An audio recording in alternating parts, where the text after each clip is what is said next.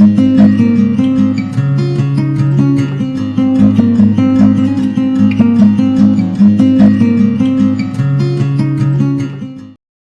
दोस्तों, मैं आप सभी का स्वागत करती हूँ मेरे यूट्यूब चैनल में द केमिस्ट क्लब।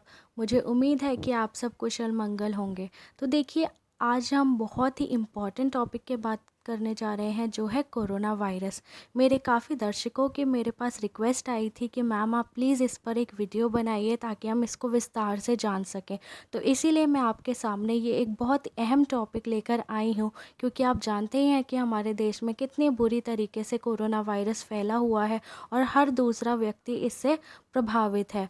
तो देखिए, इस महामारी के बारे में हमें बहुत विस्तार से जानने की ज़रूरत है कि ये हमारे शरीर पर कैसा प्रभाव डालता है, कैसे हमारी बॉडी में किन किन चीज़ों पे ये प्रभाव डालता है, कैसे हमारे को कुछ कुछ निमोनिया के सिम्टम्स हो जाते हैं, हम इससे कैसे बच सकते हैं। तो ये सब चीज़ें मैं इस वीडियो में आपसे बताऊँगी। दोस्तों, क्या वाकई में हमें इस महामारी से डरने की ज़रूरत है? तो इस वीडियो को आप विस्तार से और ध्यान से देखिएगा। मुझे उम्मीद है कि इस वीडियो को देखने के बाद आपको ज़रूर अच्छी नॉलेज हो जाएगी कोरोना वायरस की, और आप अपने आप को बहुत अच्छे से प्रोटेक्ट भी कर पाएंगे। तो अगर आपको ये वीडियो पसंद आए तो ज़रूर इसको सब्सक्राइब और लाइक कीजिएगा। तो आइए बढ़ते हैं हम अपने कंटेंट के साथ।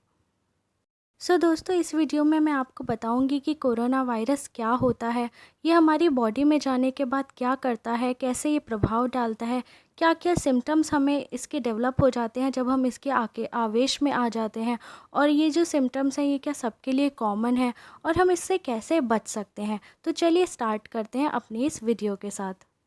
तो हमारा पहला प्रश्न आता है कि व्हाट इज़ कोरोना वायरस। देखिए दोस्तों, वायरस के बारे में आगे बढ़ने से पहले मैं आपसे एक रिक्वेस्ट करना चाहूँगी कि मैंने वायरसेस के ऊपर काफ़ी वीडियोस बनाई हुई हैं जो आम लोगों को बहुत अच्छे से समझ आएगा, और मैंने बहुत ही साफ शब्दों में समझाया है। अगर आपने वो वीडियो नहीं देखी है तो प्लीज़ आप उसको देखिएगा पहले, तब आपको ये चीज़ें ज़्यादा अच्छे से क्लियर होंगी। तो मैं बात करती हूँ कोरोना वायरस की। कोरोना वायरस जो है ये एक वायरस ही नहीं है, ये बट एक फैमिली ऑफ वायरस है। मतलब एक पूरी फैमिली है वायरसेस की। और इसके जो सिम्टम्स हैं वो क्या हो सकते हैं, कॉमन कोल्ड भी हो सकता है, या फिर कुछ मिडिल ईस्ट रेस्पिरेटरी सिंड्रोम हो सकता है। मतलब रेस्पिरेटरी सिस्टम जो होता है वो हमें ब्रीदिंग वगैरह अच्छी रखने में हेल्प करता है। और ये जो कोरोना वायरस है वो बेसिकली इन चीज़ों पे प्रभाव डालता है। इससे हमें सिवियर एक्यूट रेस्पिरेटरी सिंड्रोम भी हो सकता है। तो देखिए, ये बहुत ख़तरनाक हमारा वायरस होता है। जैसा कि मुझे आपको आगे बताना है कि हमारी बॉडी में जब आता है तो कैसे ये वर्क करता है, लेकिन उससे पहले मैं आपको बताना चाहूँगी हमारे लंग्स के बारे में, कि जब हम रेस्पिरेशन वाला प्रोसेस हमारी बॉडी में होता है तो लंग्स में क्या क्या चीज़ें होती हैं। तो चलिए जानते हैं उसके बारे में विस्तार से। देखिए दोस्तों, लंग में हमारे कुछ सेपरेट सेक्शंस होते हैं जिनको हम लोब्स बोलते हैं। आपके सामने एक पिक्चर है जिसमें लिखा हुआ है left lung and right lung. तो राइट लंग में 3 सेक्शंस होते हैं, बट लेफ़्ट लंग में 2 सेक्शंस होते हैं, और वो किस किस तरीके से होते हैं, क्या नाम होता है, ये आपके सामने पिक्चर में दे रखा है। इनको आपको याद करने की ज़रूरत नहीं है, बस मैंने आपको लंग्स में जाने से पहले आपको थोड़ा एक आइडिया दिया है। तो आगे बढ़ते हैं प्रोसेसेस के बारे में। देखिए दोस्तों, जब हम ब्रीथ करते हैं हमारे अंदर जो एयर होती है वो बहुत फ्रीली अंदर जाती है ट्रैकिया के थ्रू, जिसको हम विंड पाइप भी बोलते हैं। तो फिर उसके बाद क्या होता है, ट्रैकिया से या विंड पाइप के थ्रू ये लार्ज ट्यूब में जाती है, ब्रोंकाई बोलते हैं उनको, और ये हमारे लंग्स में प्रेजेंट होते हैं। ब्रोंकाई के बाद ही कुछ स्मॉल ब्रोंकियोल्स होते हैं। मतलब ब्रोंकाई एक ट्यूब है, उसके आगे जाके कुछ ब्रोंकियोल्स होते हैं जो एक ब्रोंकाई का ही एक्सटेंशन होता है। फिर उसके बाद जो एयर है वो टाइनी सैक्स में जाती है, जो एयर सैक्स होते हैं उनमें जाती है, और उस एयर सैक को हम एल्वियोली बोलते हैं। ये जो एल्वियोली होती हैं ये फ्लेक्सिबल भी होती हैं और ये स्प्रिंगिंग की होती हैं। मतलब स्प्रिंगिंग का मतलब है वो स्प्रिंग की तरह फ्लेक्सिबल होती है, मतलब ऊपर नीचे ऊपर जैसे हमारा स्प्रिंग होता है वैसे ही ये जो टाइनी सैक्स होते हैं एयर सैक्स, ये भी फ्लेक्सिबल होते हैं। तो इसके बारे में मैं आपको एक फ़ोटो में दिखाती हूँ, हर जितने भी पार्ट्स हैं ये ब्रोंकाई और ब्रोंकियोल्स। जैसा कि आप सामने देख पा रहे हैं, मैंने ब्रोंकाई को मार्क कर रखा है। ट्रैकिया जो एक विंड पाइप है इसको मैंने मार्क कर रखा है। ब्रोंकाई ये देखिए एक ट्यूब की तरह है, और ब्रोंकियोल्स जो है ये इसका ट्यूब का एक एंड है, एंड वाला पार्ट है जो स्मॉल साइज़ का होता है। फिर उसके बाद आते हैं हमारे एयर सैक, जिनको हम एल्वियोली बोलते हैं। जब हम सांस लेते हैं तो ये बलून की तरह फूल जाते हैं, और जब हम सांस छोड़ते हैं तो ये डिफ्लेट हो जाते हैं, मतलब पतले हो जाते हैं।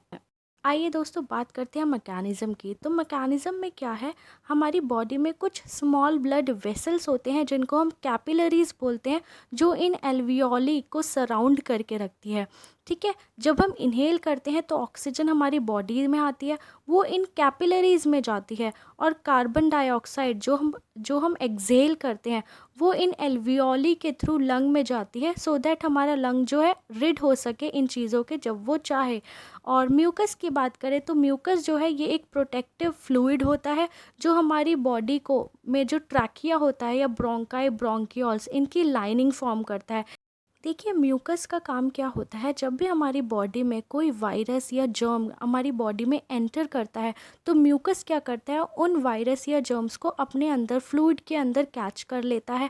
और फिर हमारी बॉडी में कुछ हेयर लाइनिंग होती है जो ट्रैकिया या ब्रोंकाई के पास होती है, तो वो हेयर लाइनिंग जिसको हम सीलिया बोलते हैं, वो क्या करता है, इन म्यूकस को अपने अंदर लेता है, एल्वियोली में डालता है, और फिर वो कफिंग या स्नीजिंग के थ्रू हमारी बॉडी से बाहर चला जाता है। तो देखिए दोस्तों ये भी कितनी अच्छी एक संरचना है कि हमारी जो लंग है वो खुद एक सेल्फ क्लीनिंग का काम करती है। वो म्यूकस बनाती है जो जर्म्स और बैक्टीरिया या फिर माइक्रो ऑर्गेनिजम्स को हमारी बॉडी से आउट कर सके। और ये जो म्यूकस है इसको आउट करने में कौन मदद करता है, सीलिया। सीलिया उसको क्या करती है, एल्वियोली में लाती है, जिससे हमारी बॉडी उन जर्म्स को बाहर फेंक देती है जब भी उसका मन करे। तो म्यूकस के बारे में मैंने एक छोटे बॉक्स में लिखा हुआ है कि ये क्या होता है।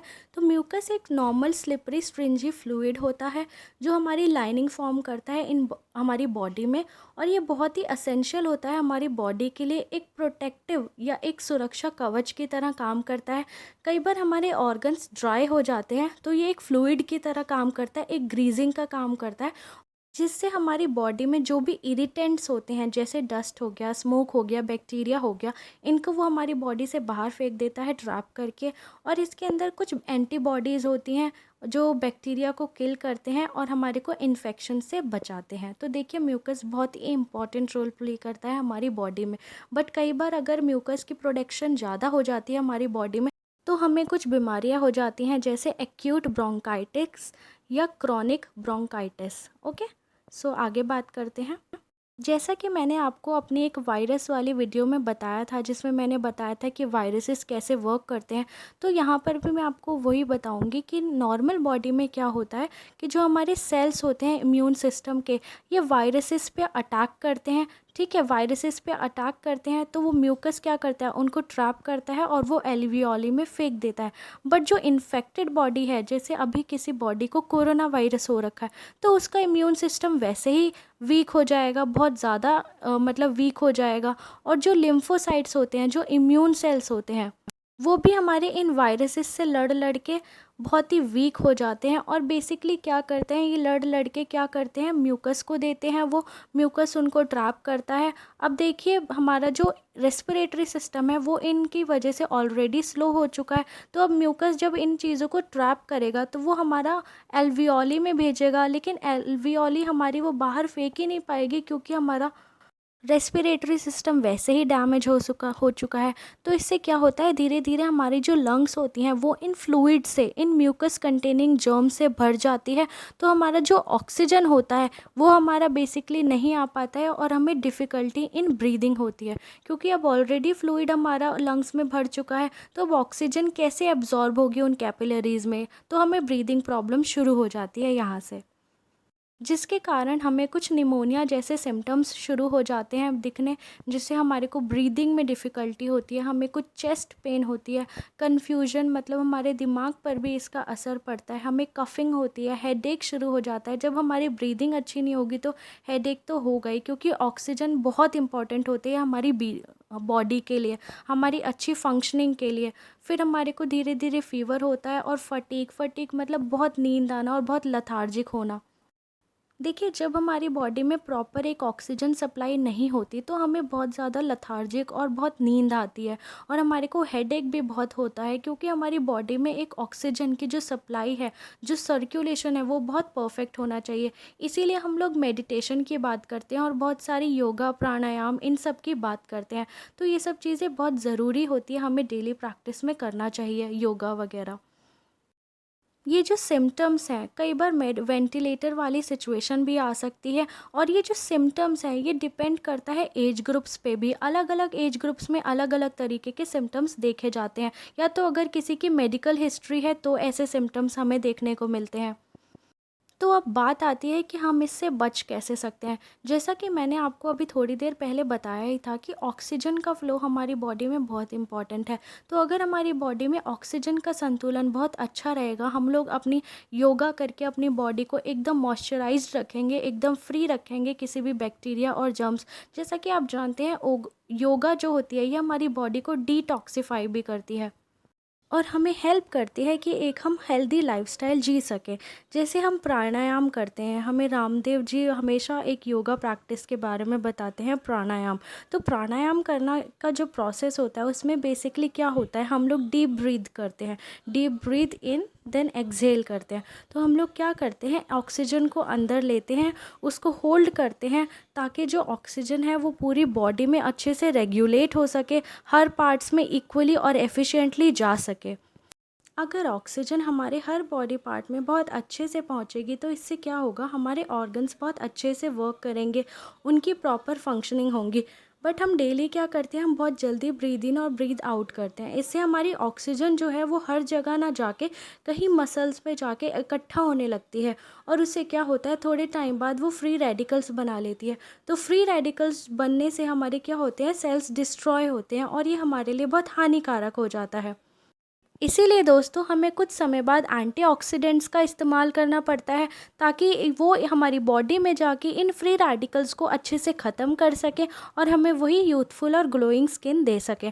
अगर दोस्तों ये चीज़ें नेचुरली हो सकती हैं, योगा से हो सकती हैं, तो हमें वो चीज़ें योगा करके कर लेनी चाहिए, क्योंकि योगा से हमारा यही फ़ायदा नहीं होगा बल्कि हमारी इम्यूनिटी भी बढ़ेगी, हमारे को जो डेली वायरस जर्म्स हैं या जो भी मेडिकल कंडीशन है उससे फ़ाइट करने में मदद मिलेगी।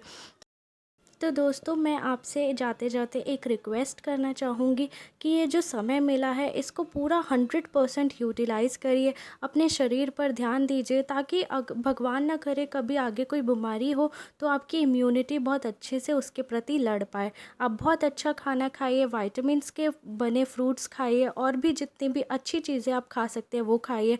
मैं तो कहूँगी आप च्यवनप्राश का भी डेली सेवन करिए, क्योंकि मिनिस्ट्री ऑफ आयुष ने बोला है कि च्यवनप्राश खाने से हमारी इम्यूनिटी बढ़ती है। तो मैं उम्मीद करती हूँ कि आपको मेरा ये आज का वीडियो पसंद आया होगा। अगर आपको मेरी कुछ भी इंफॉर्मेशन बहुत अच्छी लगी हो तो प्लीज़ मेरे चैनल को सब्सक्राइब कीजिएगा, एंड मेरे को इससे बहुत अच्छी मोटिवेशन मिलेगी कि ताकि मैं अगली बार और अच्छी वीडियो के साथ आऊँ और अच्छी मेहनत से आपको पूरी इन्फॉर्मेशन प्रोवाइड कर सकूँ। Thank you so much everyone, and मैं आशा करती हूँ आप सब हमेशा सेफ़ रहें, खुश रहें, जहाँ भी रहें स्वस्थ रहें। तो thank you so much guys, bye bye.